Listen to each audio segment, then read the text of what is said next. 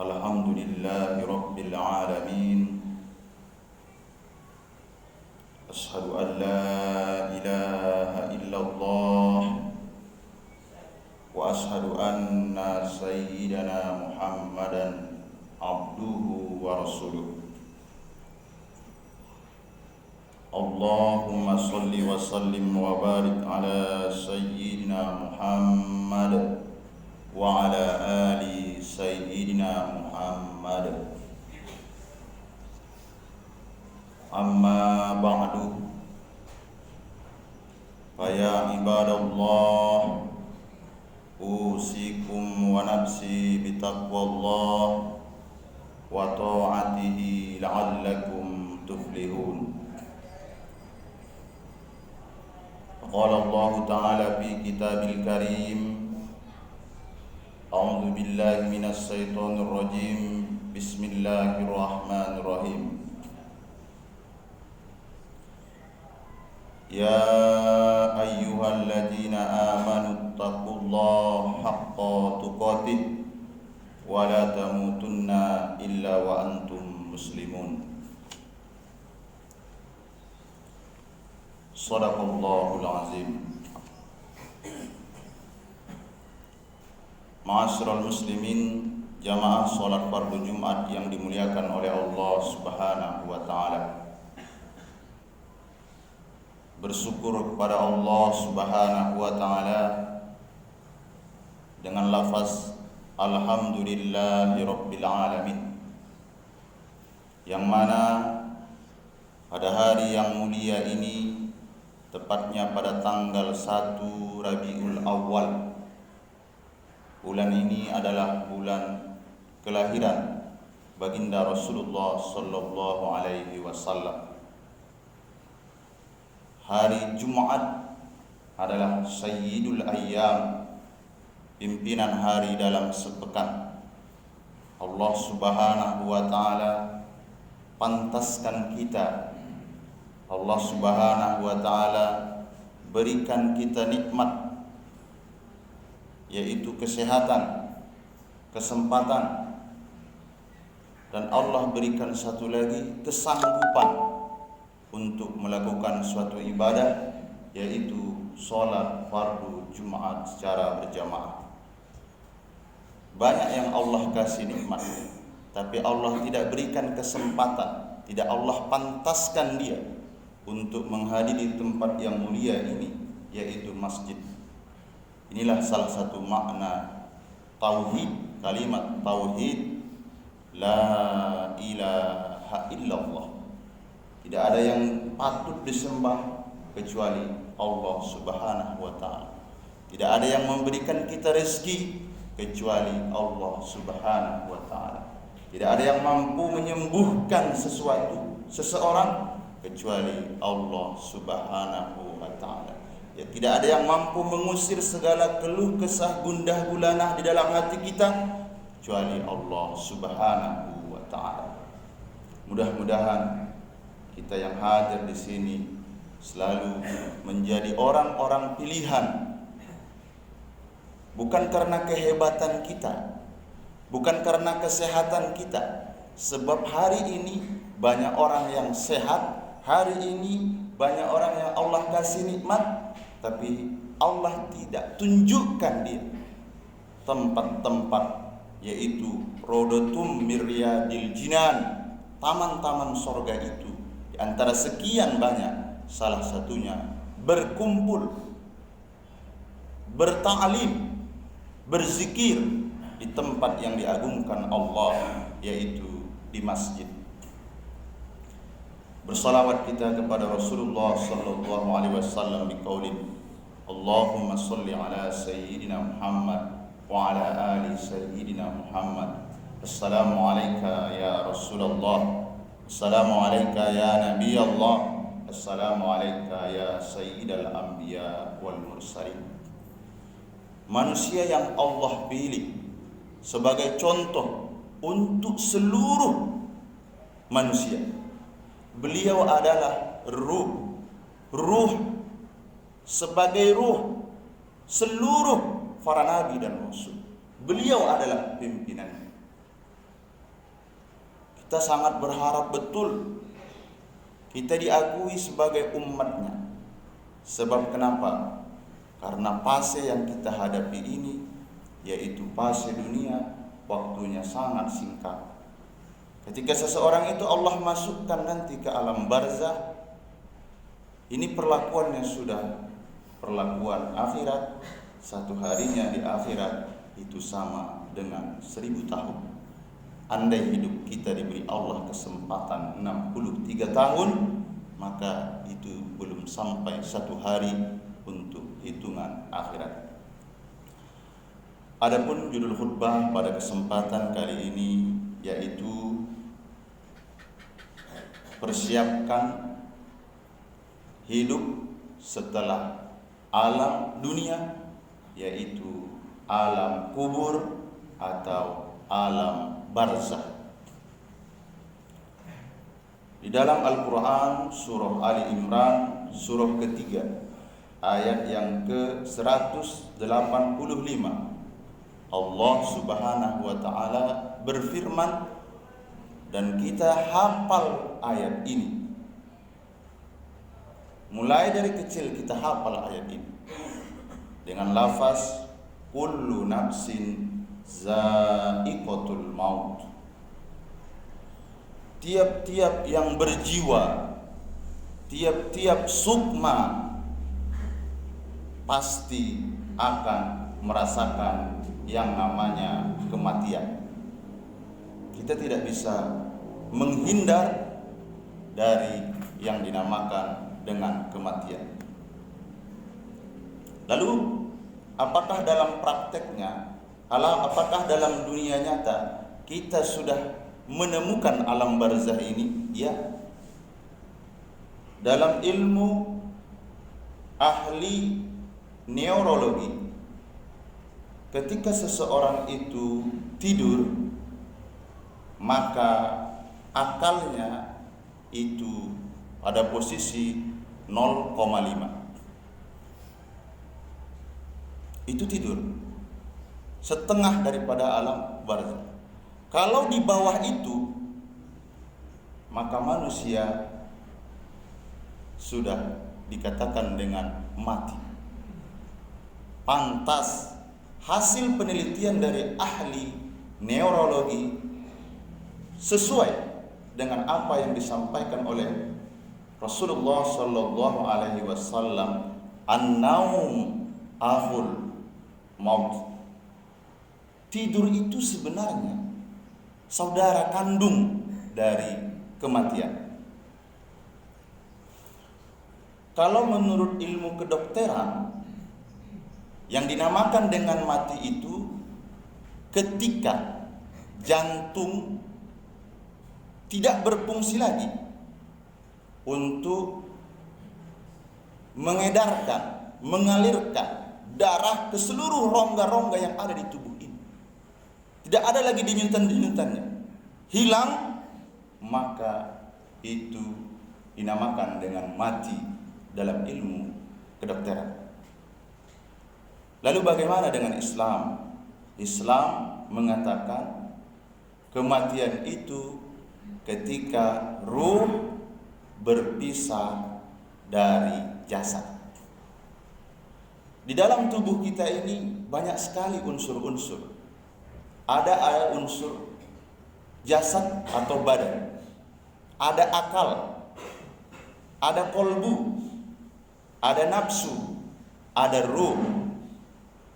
Ketika mati, maka berpisahlah ruh dari jasad.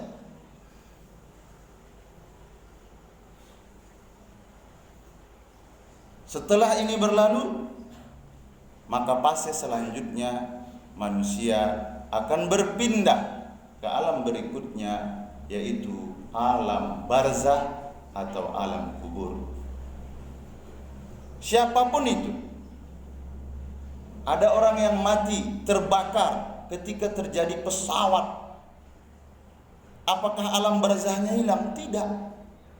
Ketika ruh berpisah dari jasad, tempat tidak menjadi masalah, maka perpindahan sudah pindah ke alam ruh, alam kubur atau alam barzakh. Ketika seseorang mati di tengah lautan, tidak tahu di mana lagi jasadnya, apakah ia akan memperoleh perlakuan di alam barzakh, alam kubur? Iya. Kapan itu?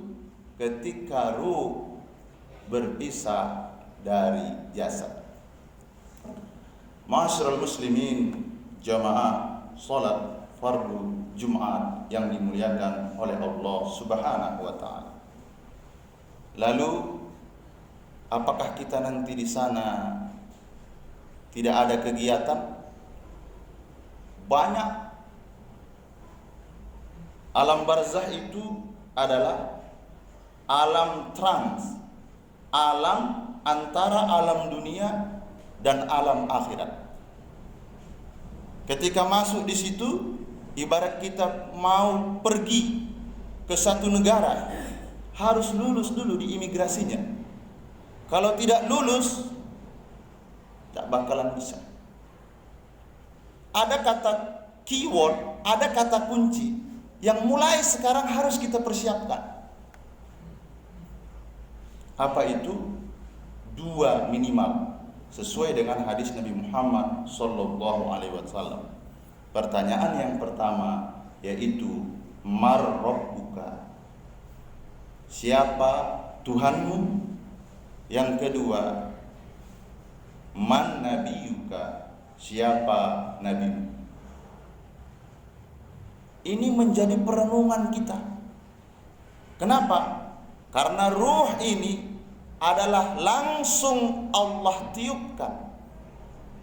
Mulai dari alam arwah, pindah ke alam rahim, perut ibu kita, masuk sekarang kita di alam dunia, ruh ini akan berpindah pula ke alam barzakh.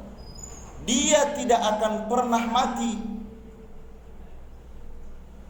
Tapi tubuh kita ini akan kembali kepada asalnya. Mata, tangan, perut, kaki kembali kepada tanah. Untuk menghancurkan perut kita ini, ketika kita sudah diantar oleh saudara-saudara kita dengan isak dan tangisan, seluruhnya tidak memandang apakah kita pernah melangkahkan kaki ke masjid, apakah tangan ini pernah memetik tasbih, apakah kaki ini pernah mengayunkan langkah menghadiri majlis-majlis ilmu, majlis-majlis zikir, majlis-majlis pencinta dan pengagum Rasulullah sallallahu alaihi wasallam. Sama saja, dimasukkan ke alam, ke kubur, diinjak. Kenapa diinjak? Supaya padat. Diberikan kain kafan. Aturannya kain kafannya warna putih dengan kualitas yang sederhana. Kenapa harus dengan kualitas yang sederhana? Supaya cepat lapuk, supaya cepat rusak, dimakan cacing. 15 hari perut menaik, membesar. Di hari ke-15 pecah dia. Ketika dia pecah, ini merupakan santapan dari cacing, santapan dari serangga, seperti itu. Bisa enggak dia kembali lagi? Tidak bisa lagi kembali ke dunia. Lalu apa yang ditanya itu? Apa yang ditanya itu? Yang ditanya itu adalah nafs. Jiwa inilah yang ditanya. Mar rabbuka? Siapa Tuhanmu? Ingat, Rabb artinya mengatur. Rabb artinya memelihara. Rabb artinya menjaga. Rabb artinya yang memberikan rezeki, yang memberikan makan, yang memberikan minum. Ketika manusia itu disibukkan dengan aktivitas-aktivitasnya, ada orang yang menuhankan pangkat dan jabatan, seolah-olah rasa takutnya kepada atasannya mengalahkan dari segalanya. berarti dia Rob, menuhankan atasannya. Maka yang dijawab nanti, marrabbuka, atasannya. Kalau ada orang yang menuhankan anaknya karena anaknya orang yang berkecukupan, maka jawaban itu akan muncul. Ada orang yang mengidolakan pasangan hidupnya, itulah. Lalu bagaimana ini? Ingat, mulai sesuatu, lakukan sesuatu, jangan pernah lupa ikutkan Allah di sana. Bismillahirrahmanirrahim. Oh, bapak ini jualan laris, apakah hebat marketingnya? Kalau tidak biiznillah, tidak dengan izin Allah, tak bisa. Apakah makanan itu mengenyangkan? Ketika kita makan nasi bisa mengenyangkan? Secara hukum adat, ya, mengenyangkan. Tapi kalau tidak dengan izin Allah, nasi yang kita makan itu tidak mengenyangkan. Mana buktinya? Ashabul Kahfi, pemuda, 7 pemuda berada di gua Kahfi. Berapa tahun mereka tidak makan dan tidak minum? 300 tahun. Berarti apa yang bisa kita ambil? Yang mengenyangkan itu adalah Allah Subhanahu wa ta'ala. Ingat, asasuddin ma'rifatullah, awaluddin ma'rifatullah. Pondasi agama ini adalah pengenalan kita kepada Allah. Pondasi agama ini adalah pengenalan kita kepada Allah. Ilmu yang pertama kali turun yaitu ilmu mengenal Allah Subhanahu wa ta'ala. Iqra bismi rabbikal ladzi khalaq. Ingat, orang yang sering menyibukkan aktivitasnya tapi tidak mengikut sertakan Allah, maka itulah nanti Tuhan. Yang kedua yaitu waman nabiyuka. Ada orang tak mau, pelit bersedekah. Ada orang tak mau bersedekah dengan tenaga, tenaga pun tak mau. Tapi apakah itu orang yang bakhil, orang yang pelit? Tidak. Ada orang yang pelit, kata Rasul, orang yang ketika disebutkan nama Nabi Muhammad, dia tidak mau bersolawat kepada. Bisa masuk surga orang yang seperti itu. Jangankan surga, bau surga pun tidak bisa. Kenapa? Kunci surga itu berada pada pimpinan Sayyidul Anbiya wal Mursalin, Nabi Muhammad sallallahu alaihi wasallam. Banyak-banyak kita bersolawat. Terlebih khusus ini hari Jumat. Siapa yang memerintahkannya? Ustaz. Kalau ustaz yang memerintahkannya, jangan lakukan. Ini langsung Allah yang memerintahkannya. Innallaha wa malaikatahu yusalluna 'alan nabi. Allah bersalawat kepada Nabi Muhammad. Makhluk Allah yang suci, yang tidak diciptakan seperti kita, mulai diciptakan sampai akhir hayatnya hanya beribadah, tetap mengucapkan sholawat. Siapa kita yang tidak mau mengucapkan sholawat? Lalu bagaimana kita mempelajari Nabi? Pelajari Nabi itu dengan akhlaknya yang mulia. Kalau ada orang yang mengatakan dia pengikut umat Nabi Muhammad, pelajari akhlak Nabi Muhammad. Nabi Muhammad itu tidak pernah menyakiti tetangganya. Kata-katanya tidak pernah kotor. Kata-katanya tidak pernah keluar sumpah serapah. Kata-katanya selalu membawa ketentraman. Ma'asyiral muslimin, jamaah salat fardu Jumat yang dimuliakan oleh Allah. Lalu nanti yang ditanya itu adalah jiwa, nafs. Kalau jiwa ini tidak sanggup menjawabnya, disinilah dia meronta, disinilah dia kesakitan, disinilah dia menjerit. Ingat, perlakuannya sudah perlakuan akhirat. Sehari di akhirat itu sama dengan 1000 tahun atau 500 tahun di dunia. Jangan gadaikan 63 tahun karena kita tidak mengingat Allah, tidak mau belajar ilmu ma'rifatullah, pengenalan Allah. Kita malas menghadiri taklim yang mendekatkan diri kepada Allah. Ingat, jangan korbankan 63 tahun dengan 1 hari di akhirat. Kalau kita tidak lolos dengan pertanyaan ini, maka pertanyaan itu diulang-ulang selama 7 hari. 7 hari jangan hitungan dunia, tapi hitungan akhirat. Kalau pernah kita menjadi munafik, ada sifat-sifat munafik, berkata dusta, berjanji tak ditepati, dipercaya tidak amanah, maka diperpanjang lagi pertanyaan itu, diinterogasi, nggak bakalan lulus selama 40 hari hitungan akhirat. Ma'asyiral muslimin, jamaah salat fardu Jumat yang dimuliakan oleh Allah.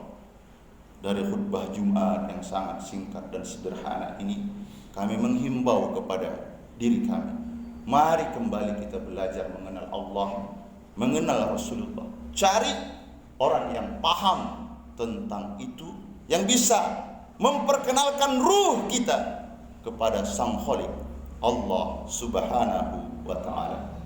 Fa'tabiru ya ulil albab la'allakum tuflihun.